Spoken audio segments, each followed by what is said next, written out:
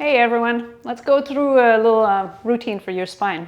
As cyclists, but as anyone else, human being, working our spine is really important.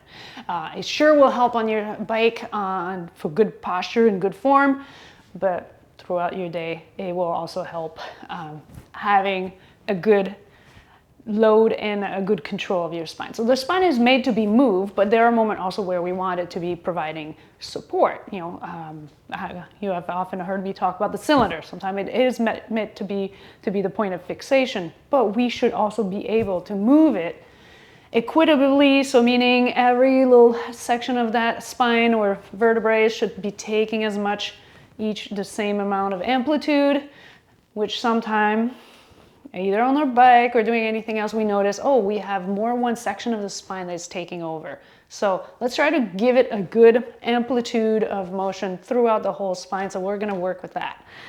All we're gonna need today is the foam roller, potentially the weight, but that's to be decided. It's not necessary for doing the exercise. So roughly a routine of 7 exercises. And then you can decide if you want to do more repetition on your own, do it longer. So we're going to start with moving our spine. So we want to give it back some of that extension. We tend to a little bit be more in that forward kyphotic motion. We're a little stuck there because of life and sometimes cycling. So let's go and start right away with that. We're going to sit, put the foam roller right behind our back, kind of just about high lumbar, just above the lumbar, and then we're going to hold our head, or you can have the hands in front, your choice, and then we're going to think about just folding over the foam roller, kind of wrapping your spine over that roller.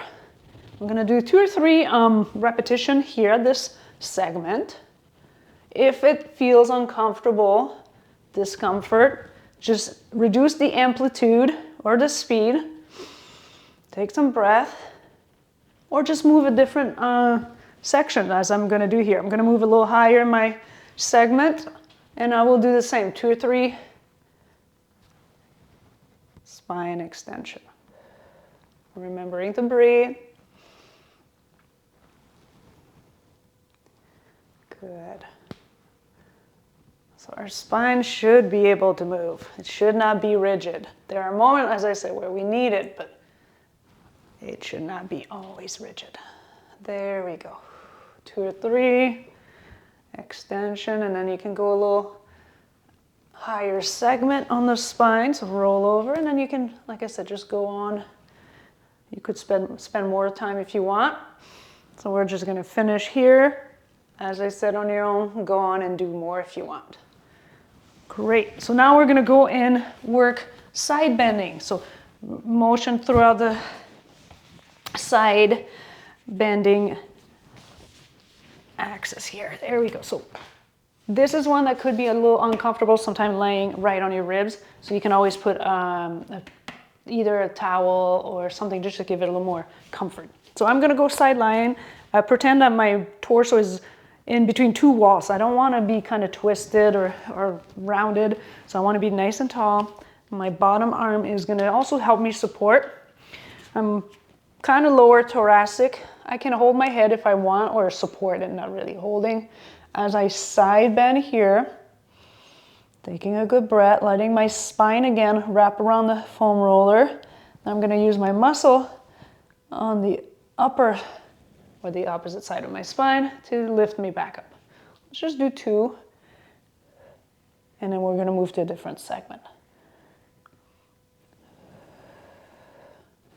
It's a little potentially less comfortable, so we're just going to do 1 or 2 of side bend motion per segment. We could have and should have probably assessed our spine, kind of look how's the rotation, so that we could see if doing all these joint mobility would have helped. So we want to be able to have full range or regain as much as we can some of that mobility and range of motion in the spine, so that we can have a better motion and posture. Good. Let's go to the other side. Same thing. Find a comfortable position. Knee bent, I should have mentioned. You probably have noticed. Just for stability. Here we go. Good.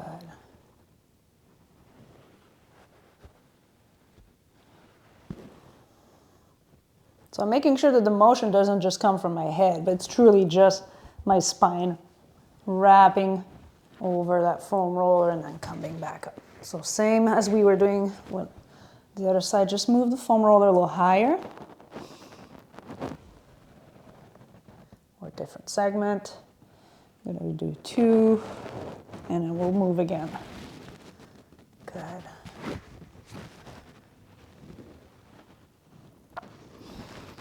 So now that it's kind of a passive motion that we're trying to work and regain, and then we're going to go after that into more of a active. So we want to be able to control these range of motion of our spine. So we want to own our range of motion. So we're going to go what we call the ragdoll. We're going to go tall kneeling here.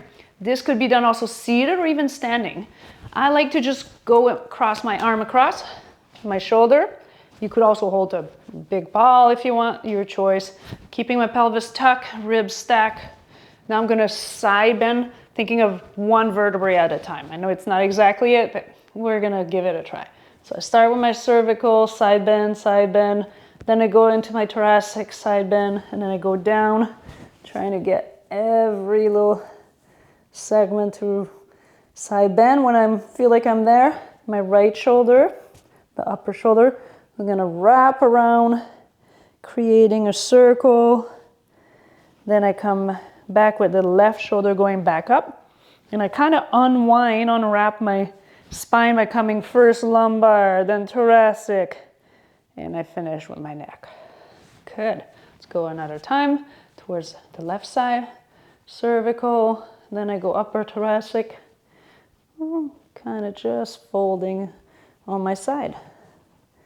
Upper shoulder, creating a big circle. My left shoulder goes back up. And now I untangle my spine.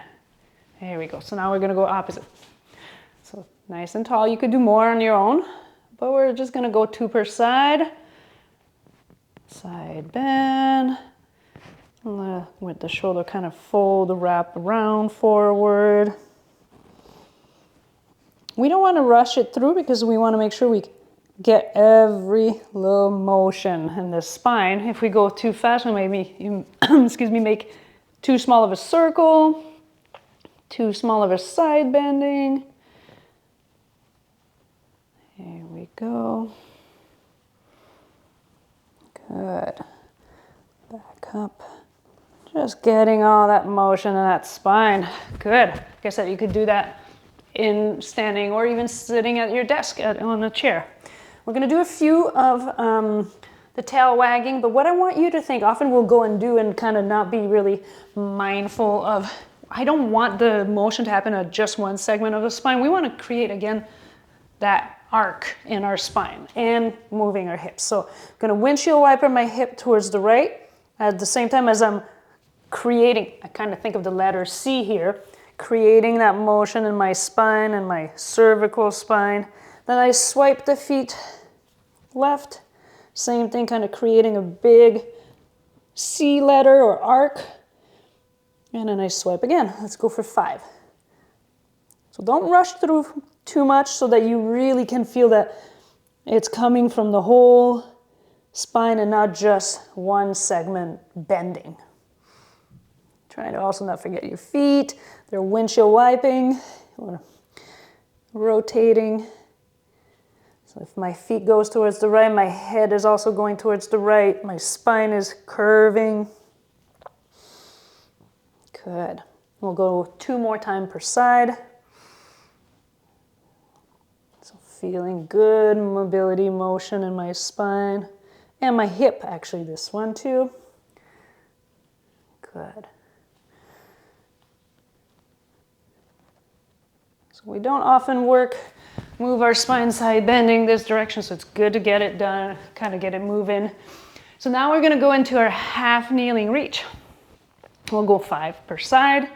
I'm gonna go with the left leg in front, right knee back, down, the toes tucked under.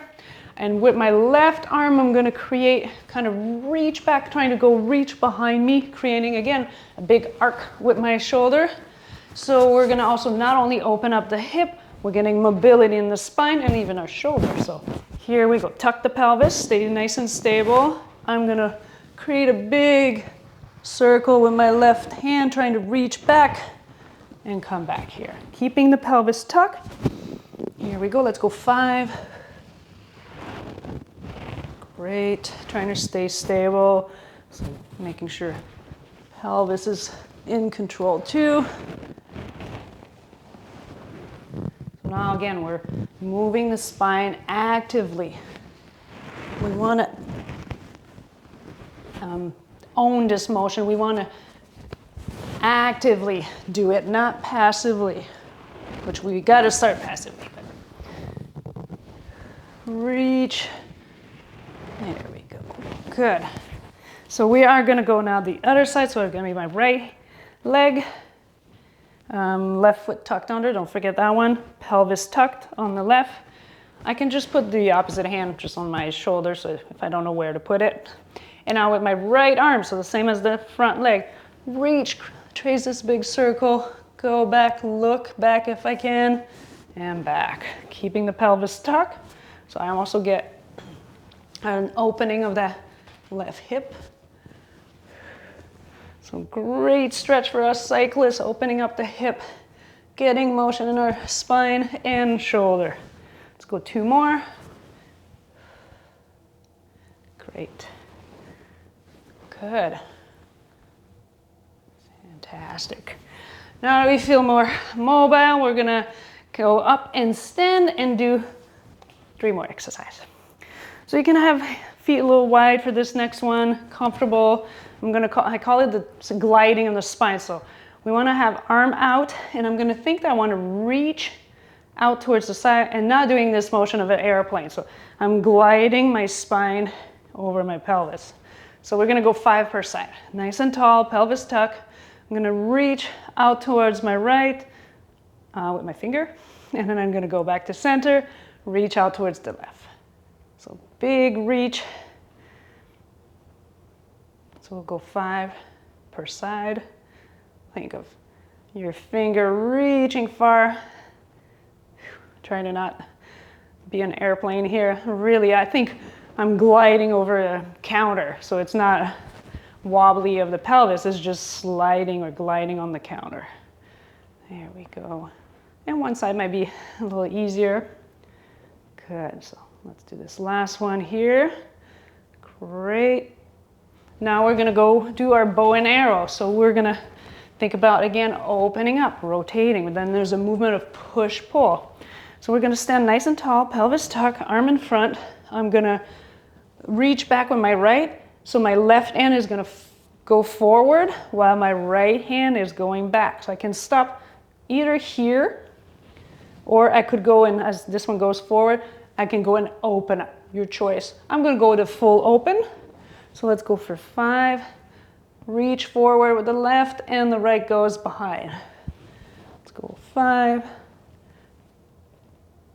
Good. Good. We're gonna do 2 more. Reaching far. Last one. Great. Now we're gonna go opposite. So right arm is going to reach forward where the left hand goes back. So 5.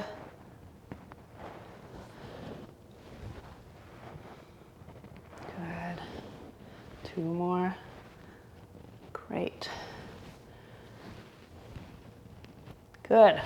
So last one. We are going to do it. We can use a weight if we want to feel like, if we feel like we are ready to add load. But please just do it without weight if you feel that's better.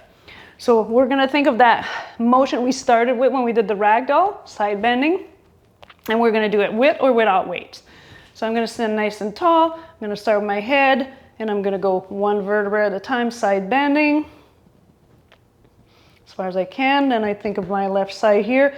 That is pulling me back up, kind of unwinding every vertebrae. So we'll go 5. I'll go with the weight for one round, and then the other side I'll go without. Just so you can choose which, whoops, as I'm talking, choose which side or which direction you want to go, weight or no weight, or you can do a mix of both. Good. So let's go 5, so 4 more. Start with your head, cervical spine, each vertebra of my thoracic spine, and then unwind by having the opposite side muscle bring me back up. Great. Same here, we don't want to rush because then we might just end up at kind of folding or side bending at one segment more than trying to be equitably getting our motion. Last one. Unwind. Good, so you could do it with the load as I talked about, or do without load. So let's go finish the left side. I'm gonna do it without the weight. And side bending. Unwind. Great. Side bend. Start with your cervical. So sometimes with the weight, it actually kind of slows us down, so it makes us more aware of the motion that we're doing.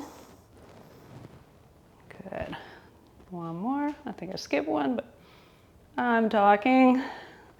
Hopefully you've done 5. Good. So we could have had started, earlier, just either with arm in front or this way, just see how much rotation we had. It would have been a great thing to do before, and then we could have redone now and just see how much we've gained. So go on and give these a try.